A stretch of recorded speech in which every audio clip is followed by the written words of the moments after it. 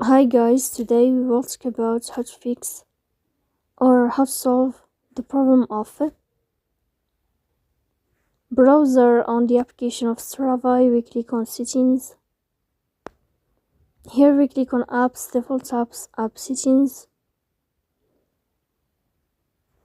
Then you will search about Strava app and you will click here in this page. Then we click on first stop and you will click OK. After that you will enter to the window of storage. Here you will click on clear cache.